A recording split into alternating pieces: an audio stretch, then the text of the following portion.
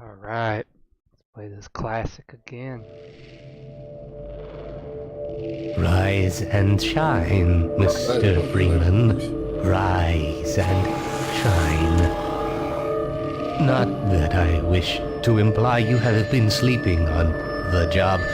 No one is more deserving of a rest, and all the effort in the world would have gone to waste until... well, let's just say your hour has come again.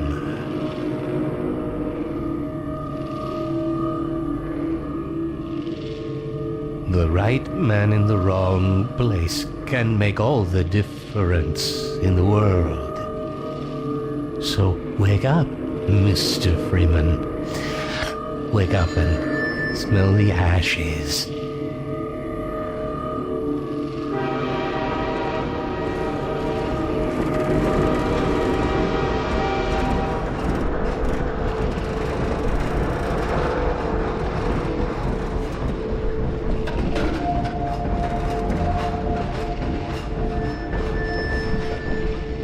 I didn't see you get on.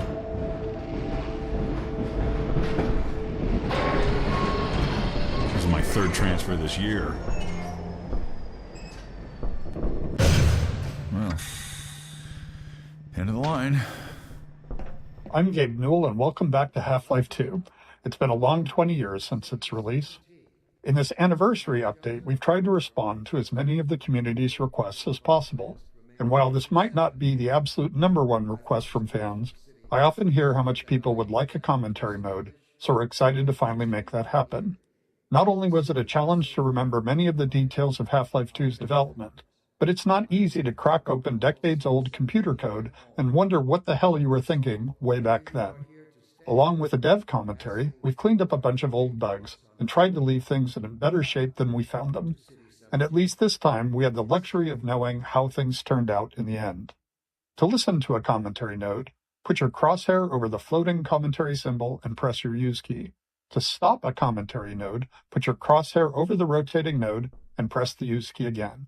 And please let me know what you think. You can reach me at gaben@valvesoftware.com. Thanks, and have fun. Physics objects. It might be hard to remember it now, but back when Half-Life 2 came out, small objects in games, like these bits of trash, were usually static, as in they didn't really move, or if they did, it was in a very simple way. If you were lucky, they might break apart into some sprites if you hit them. One of the goals for this initial train station section was to really make it clear to players that these kinds of things were properly, physically, actually being simulated in Half-Life 2. They could be picked up, dropped, thrown, broken, moved by other forces, you name it. Here we're starting with just a small thing, showing that trash is being blown by the arrival of the train, or, more specifically, an invisible volume that's triggered by the player leaving the train. It's safer here.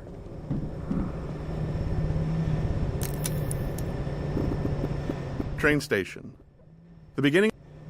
Train station. The beginning of a Half-Life game has a big job to do. We have to introduce players to a new world while teaching them how to interact with it. Players need to quickly... Train station. The beginning of a Half-Life game has a big job to do. We have to introduce players to a new world while teaching them how to interact with it. Players need to quickly grasp what's happening, who the key players are, what threats they face, and how they fit into it all. Above all else, it has to be as fun and interactive as possible.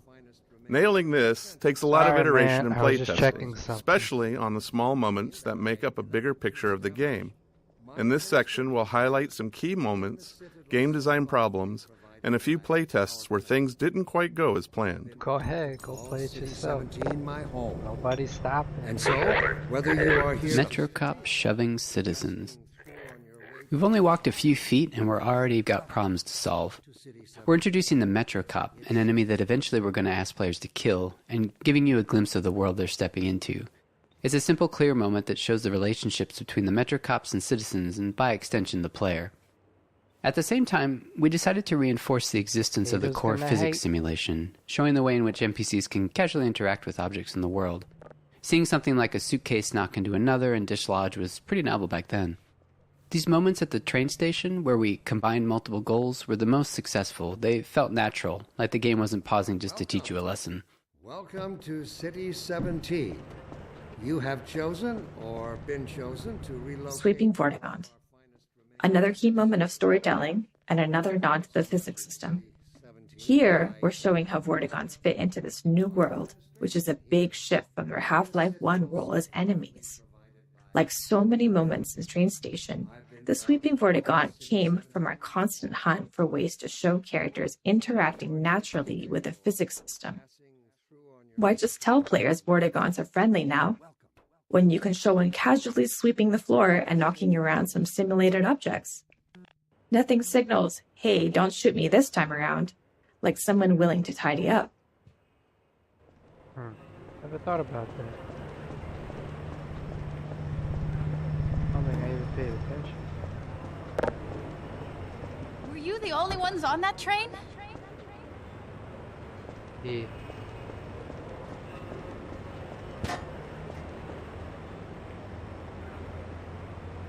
Welcome. Sorry. Welcome to City 17. Citizens. You have chosen or When it came time to design the human citizens of City 17 and the world outside the city, we chose to include a variety of races, ages, and genders. This not only provided narrative context for the Combine's enslavement of all of humanity, but it was also important to us that anyone playing the game could see themselves represented in the Resistance, with everyone on Earth united against the Combine. While we found a number of candidates to use as reference in creating these citizens through our daily lives and connections, we ultimately resorted to advertising in the Seattle Times classifieds to reach the desired range of faces that we'd envisioned.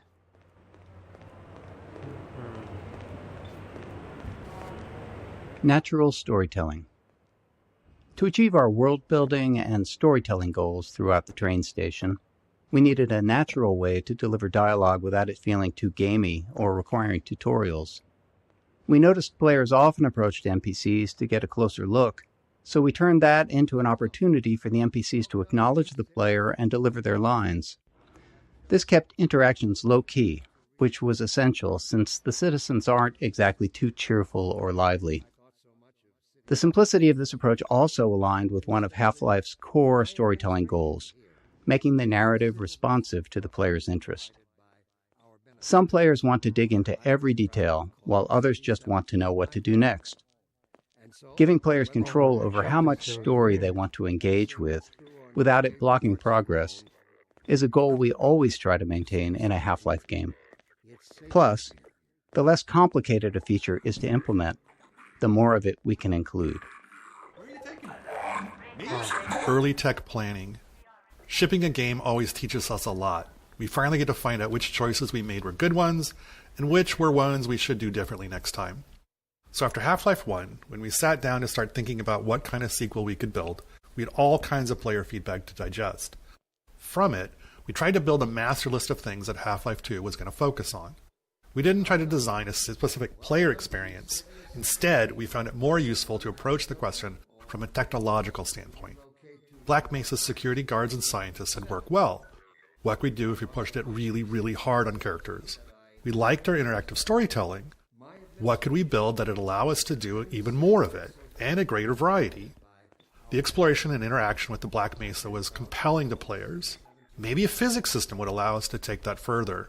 In all these areas, we tried to imagine the best version of it could look like years in the future, and bulk solve from that a set of technological steps that might get us there. Storytelling. Creating a sense of immersion was a core principle in our approach to Half-Life 1's storytelling, and it led us to the self-imposed constraints of never, or at least very rarely, taking control away from the player and of keeping the player's avatar silent. These limitations made storytelling more challenging at times, but we felt it was important to stay with them for Half-Life 2. Our hope was that by maintaining these principles, we'd push ourselves to explore deeper, more interactive storytelling. to relocate to one of our finest remaining urban centers. I thought so much of City 17 that I elected to establish my administration in the citadel so thoughtfully provided by our benefactors. I've been proud to call City 17 my home. This must be a mistake. So, I got a standard relocation coupon just like everybody else. passing through on your way to parts unknown. Characters. In Half-Life 1, security guards and scientists could best be described as archetypes, not individuals. They were abstractions of characters that matched the visual fidelity we could achieve at the time. What happened here? But as our technology improved with Half-Life 2, we saw an opportunity to move beyond abstractions. The increased visual fidelity of the character models, combined with improvements in animation, made us believe we could focus on creating individual characters, people you would actually care about. We allowed ourselves to write real dialogue and have characters deliver it in a way that felt realistic enough for players to not think about them as pawns in a video game, and hopefully propel our narrative forward. In 2001, a couple of years into development, we were energized by Japan Studios' Ico. Directed by an animator, it blew us away with its reliance on characters as the key connection to the player, giving us the courage to keep Ico. Let me write that down. He was about to board the express Okay, to Nova was that- Prospect. was that a Well, movie? Barney, what do you intend? I'm thinking. Alex is around Japan here somewhere. She would have a better idea how to get him here. Well, as long as he stays away from checkpoints, we should be okay. Listen, I gotta go, Doc. We're taking enough chances as it is. Very well. And, Gordon, good to see you. Okay, Gordon. You're gonna have to make your own way to Dr. Kleiner's lab. Oh, man, that's what I was afraid of. Get in here, Gordon, before you blow my cover. Blocking tutorials. At times, we need to be certain the player has learned something, and the standard method, at least in game development, not in life, is to trap them behind a gate of some kind, where the player must demonstrate their knowledge to be able to continue. We try to disguise these gates as something natural, so it doesn't feel like the game has come to a halt. Of course, time, resources, or the environmental context itself can make that tricky.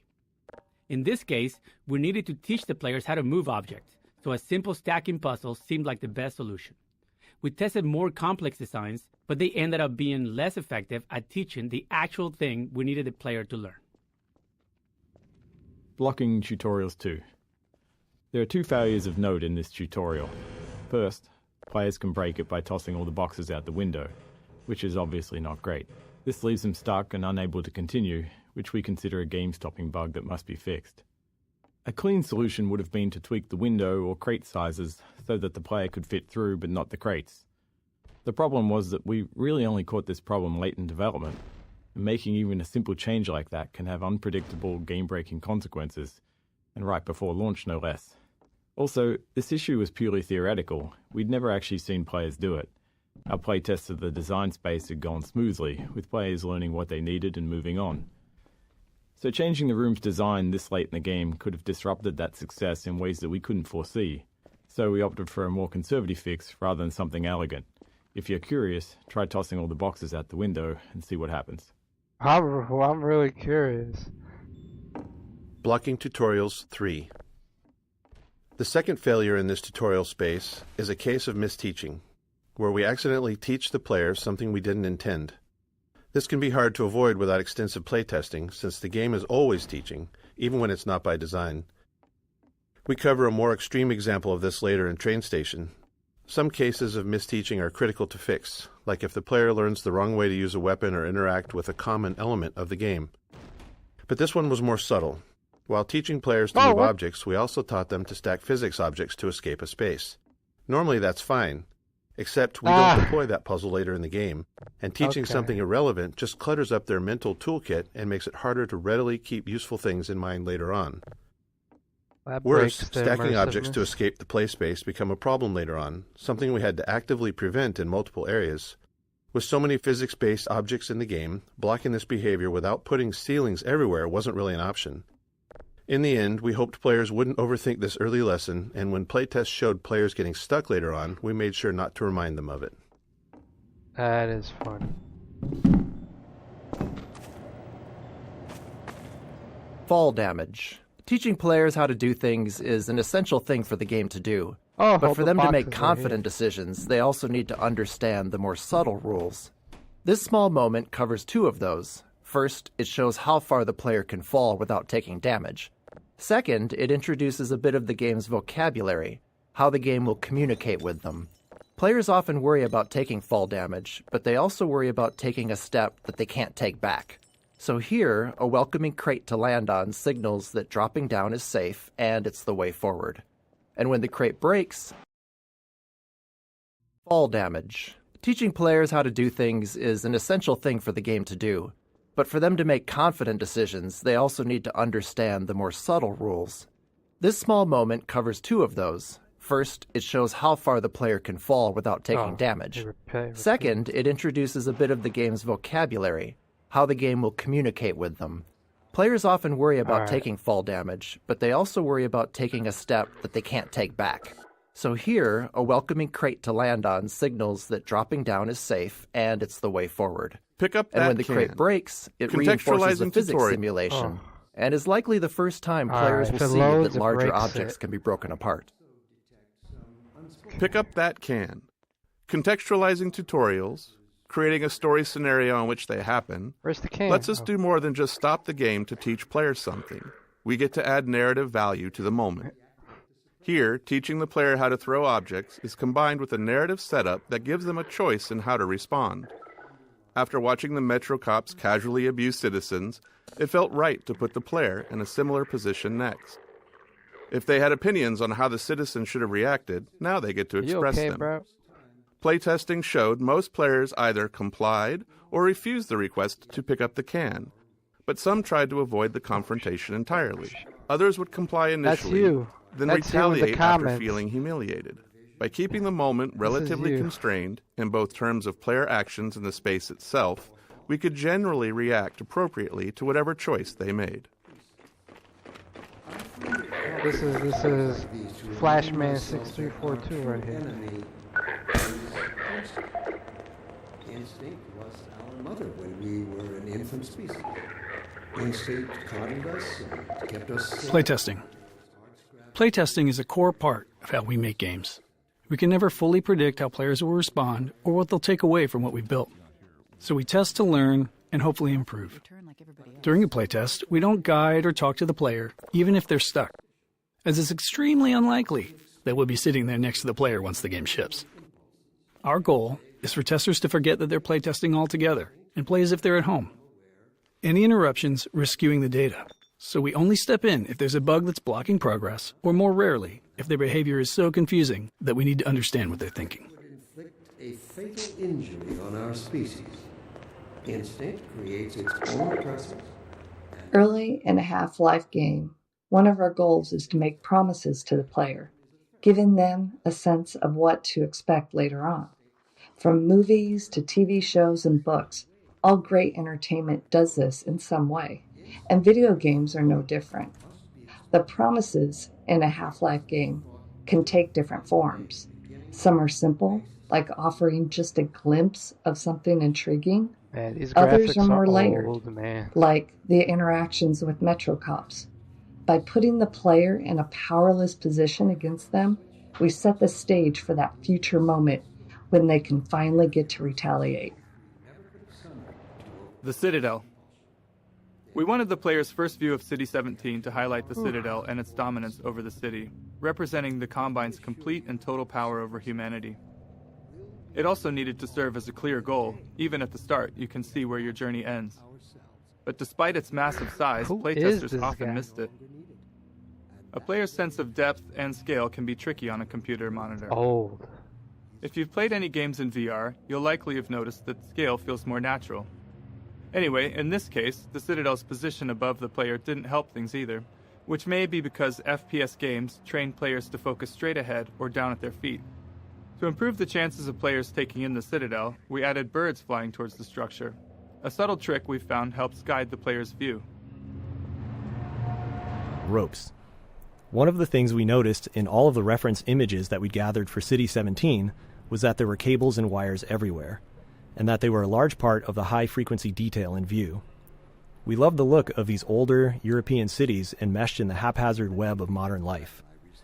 We felt like we needed a solution for cables, ropes, and similar elements, and we wanted them to be dynamic. Our level designers were eager to create plug puzzles, and connecting a cord to each plug helped players better understand the mechanics. Early in production, we built a rope system and iterated on it throughout development. Under the hood, each rope is made of multiple segments stretched between the two endpoints, and they can move independently. Each segment acts like a spring and responds to forces in the game, such as a gentle wind or the passing of a Combine gunship overhead. When rendered, each segment is shown facing the camera and is bump mapped, which is crucial for giving the ropes a realistic, rounded appearance. Playtesting Anecdote 1. One memorable playtest reminded us that we can never be certain what players are thinking or what lessons they've taken from their experience. This tester, after playing from the start and stuck trying to open a door, spent several minutes going back and forth between the game and the keyboard settings. When we asked what they were looking for, they said they were searching for the inventory controls, thinking they could use an item they'd picked up earlier to unlock the door. While we'd seen them collect and drop several physics objects, they'd misunderstood what was happening. The tester believed that pressing the use key while holding an object moved it into an inventory because the item dropped straight down. We knew it was just gravity, but their assumption wasn't crazy. Some adventure games of that era did slide items into an invisible inventory that way. We explained there was no inventory, and the playtest continued. Later, we considered whether we needed to address this, but since no other playtesters had the same confusion, and all of our potential solutions were more heavy-handed than necessary, we decided it was an outlier that was okay to remain unaddressed. That's how I feel. It served as a good reminder, though, of how even the most subtle, overlooked details can mislead a player. Instinct is inextricably bound to Exploration. After being herded through the train station by Metro cops, we wanted to give the player a chance to explore. This plaza offered several ways to interact with citizens, Metro cops, scanners, and the city infrastructure. We aimed for these interactions to continue building the world without needing explicit tutorials, and we refined them until they work naturally, without any real training. Instinct creates its own oppressors and bids us rise up against them. Instinct tells us that the Sorry. What's going on down there? Oh shit, it's a shooting squad. Flashman is in there doing something terrible. Strider. This simple moment is a promise that you'll encounter this enormous thing later in the game. Even an uncomplicated scene such as this really does require a lot of playtesting and iteration because of Half-Life's goal of not taking control away from the player. As you can imagine, it takes a lot of small tweaks to ensure that as many players as possible are looking at the right place at the right time here. The street layout and the Metrocop scene are all set to guide the player's gaze, perfectly framing the Strider when it appears. Early game exploration. Up until this plaza, the player likely hasn't had to think much about their path, as it's been clear and straightforward. But here, we wanted to encourage exploration, which meant making the way forward less obvious, which can produce a feeling of being lost or, worse, confused, as you might expect. These kinds of shifts can be tough, especially early in the game, when the player is still learning the game's guidance cues. Here, it's further complicated by force-fielded checkpoints, which allow NPC citizens to move through, but restrict the player, leading many playtesters to believe that there was a way to bypass them. Ultimately, it was extensive testing that helped us find the right visibility for the alley forward, using lighting, layout, and a wooden crate, an object players have already used as a sign they're headed in the right direction, all to subtly guide them forward. Oh, I got knocked out. Closed captions. During Half-Life 2 development, we were approached by folks interested in accessibility who encouraged us to go beyond the subtitle system we had built for Half-Life 1. They requested a full-featured closed captioning system to capture all game sounds, not just dialogue. This turned out to be a much tougher challenge than expected. Half-Life 2 produced a wide variety of sounds, and categorizing them for captions was crucial. Prioritization was also key. Dialogue needed to stand out, and it had to be clear who was speaking. Ambient sounds, like distant combat, were important for setting the mood in some levels, but less so if there was an enemy shooting nearby. Excellent. Our level designers also often reuse sounds in different contexts, so sound might require captioning in one area, but not in another. Ultimately, every sound in the game ended up with its own caption data, formatted almost like a small version of HTML, giving us control over the visual style of each caption. As with the audio files, the caption data was too large to keep in memory, so we built an asynchronous caching system to handle it efficiently. Who is this guy? Physics simulation. Even though we began Half-Life 2 with a functional third-party physics simulation, it still took us years of additional work both on the simulation itself and its integration into the game until we felt like we could meet our designers' ambitions.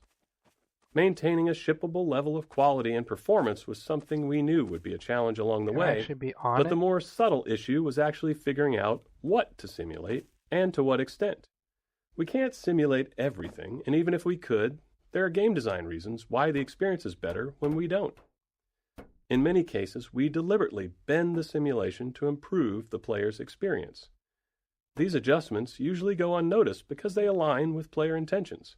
For example, we disable collisions between the player and large objects to let them turn in narrow spaces, or we tweak the Combine rifle's alternate fire to gently guide the Combine ball toward enemies, making it more effective.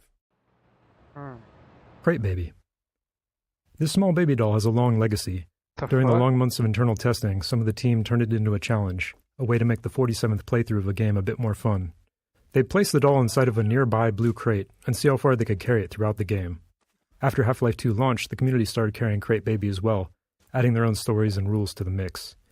A few years later, while working on Episode 2, this was the inspiration for the Little Rocket Man achievement, where players had to carry a garden gnome dubbed Gnome Chomsky throughout the entire episode. Chomsky even made a comeback for Left 4 Dead 2 in the Garden Gnome achievement, where players had to carry him through the Dark Carnival campaign. These kind of interactions with players are some of the most rewarding parts of game development. We design games with theories in mind, but you never really know where things are going until players get their hands on it.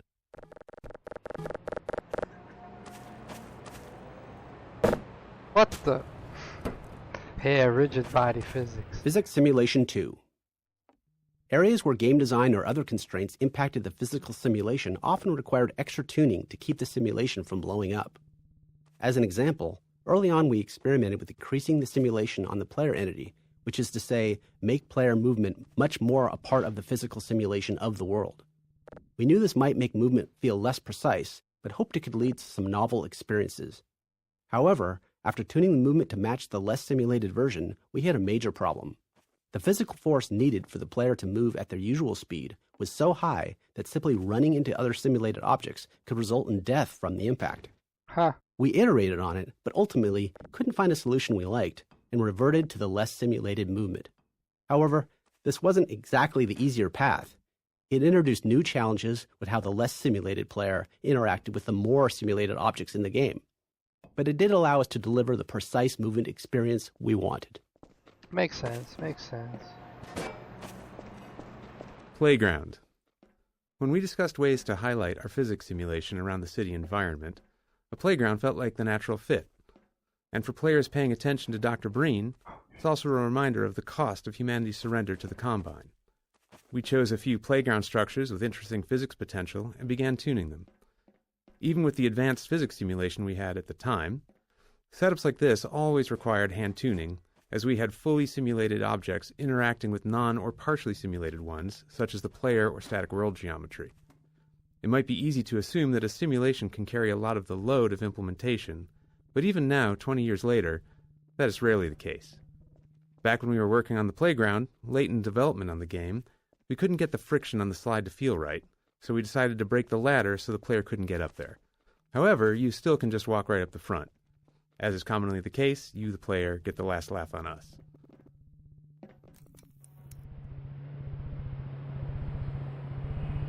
Epic fail.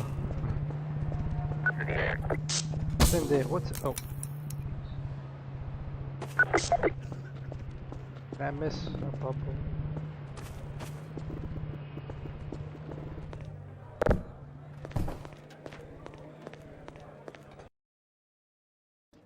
Loading screens.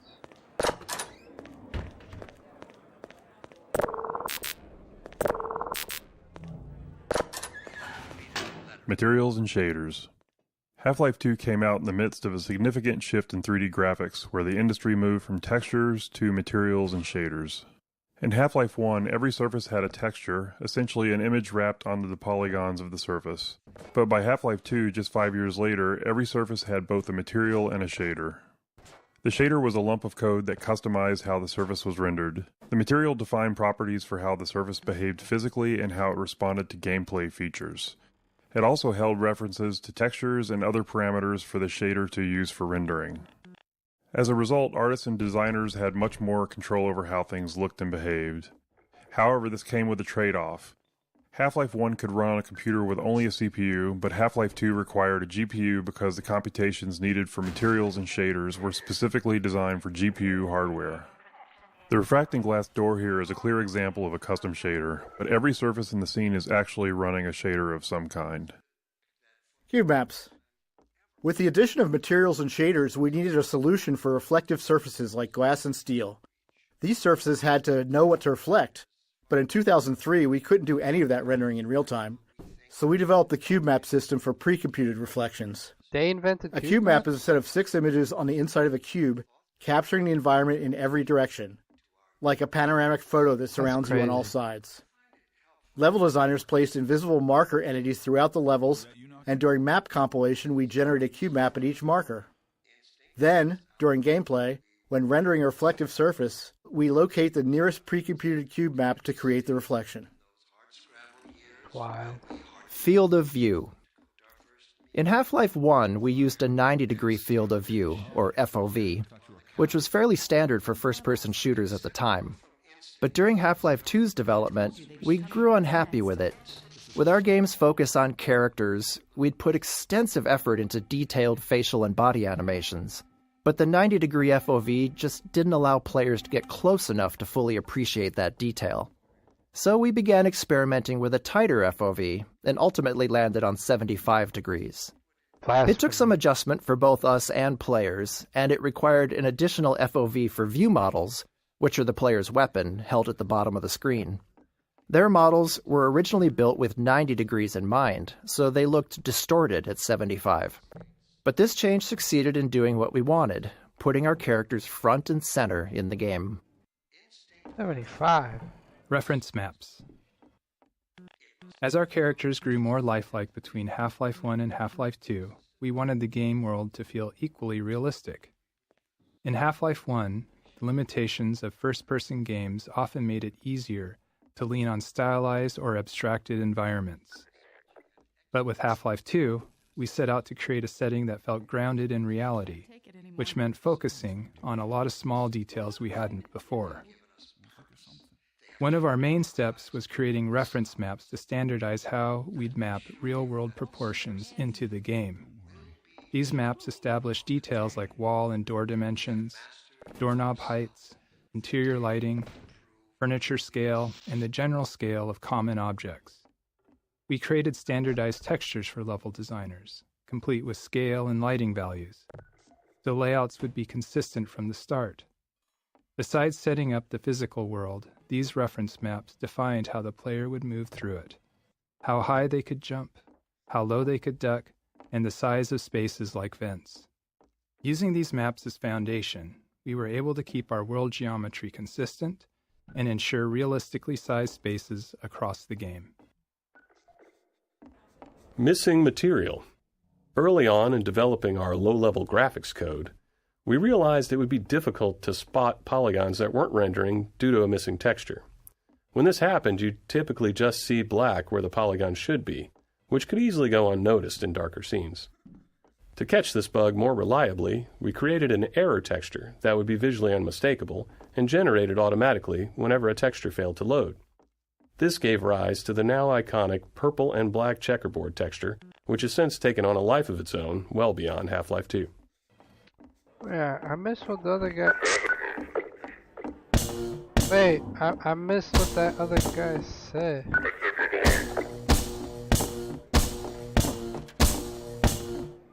Damn, something about geometry, something? I gotta find it. Alright, whatever. The raid. The section ahead, where the Metro Cops raid the apartment while the player's inside, took a lot of iteration to get right. Generally, we design Half-Life to let players set their own pace, since people move through the game in a variety of ways. Some players run, ignoring anything that doesn't seem like a threat, while others methodically poke at everything. So whenever we need to force a specific pace, it's always a challenge to ensure players perceive that pace and naturally play along. Since this is the first time we do this, we had to put in a lot of work to make it clear to the player that they needed to move quickly, and there's no time for exploration here. The Raid 2. In addition to making sure the player felt the pressure to move forward, we had to ensure the raid itself was foolproof. There couldn't be any way for the player to avoid it or double back past the Metro Cop. The real challenge wasn't that players would try to break the scene, but that many would panic and run in random directions once they realized they were under threat for the first time. This moment requires a delicate balance. We wanted a heart-pounding escape, the sense of real danger, but we wanted players to make it through on their first try and feel like they escaped by the skin of their teeth.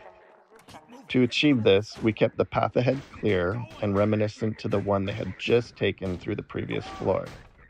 A series of carefully placed triggers controls the threats appearing ahead and behind, maintaining the pressure while still giving players enough time to stay ahead of their pursuers. Strong.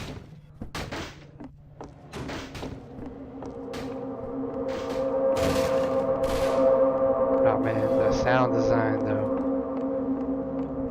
Health and no HUD. Oh shit. The rooftop chase sequence posed a unique design challenge. We didn't want it to be a true gameplay obstacle, and our best case was for players to make it through on their first try. But we still wanted to create the sense of real danger, where players felt legitimately threatened if they didn't keep moving. The challenge was that without the HEV suit, players don't technically have a heads-up display or HUD, which means no way to show damage or remaining health. After some experimenting, we created a special health system for this section, using a red glow around the screen to indicate damage. Players reacted as we hoped, taking it as a sign to keep moving, and the chase unfolded as intended. To top it off, we made health regenerate quickly so the glow wouldn't linger, reinforcing to players that running was indeed the right choice, and ensuring players weren't taken down by a stray bullet at the end just because they dawdled or hesitated earlier on. My dude's invented Call of Duty health regeneration.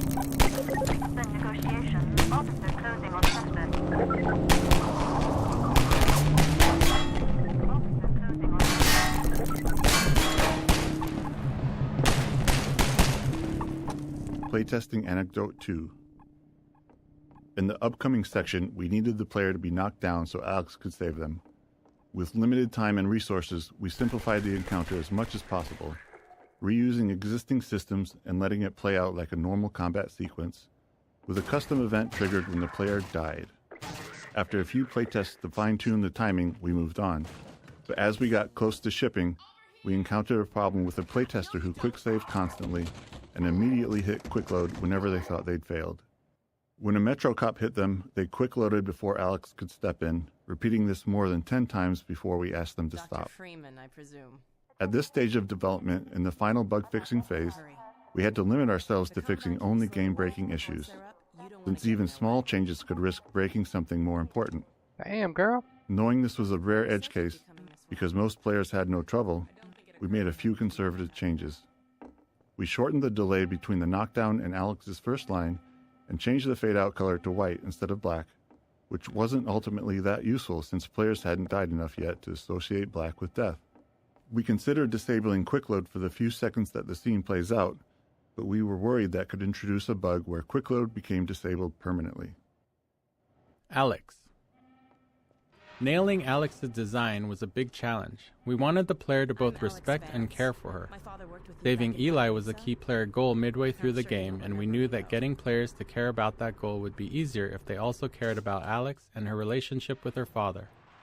We intentionally designed, wrote dialogue, and cast a voice actor for Alex to be savvy, capable, and relatable within the Combine-controlled world, while also making her attractive and charismatic. We aimed to avoid the objectification, exaggeration, and hypersexuality that many games of the 2000s featured, as we felt that would undermine our goals for her character. Interactive storytelling. When we started on Half-Life 2... Funny, you showing Hey. up on this day in particular. What the fuck? Shit, I missed it. Damn. I wanted to hear the interactive storytelling thing. We've been helping people escape the city on foot. It's a dangerous route to my father's lab. Right. Through the I gotta eat canals. dinner. This is interesting. Today, Really, we're really finally on the verge of having a interesting. better way. Commentary. I'm gonna definitely go through all of it. But time to take a break for now.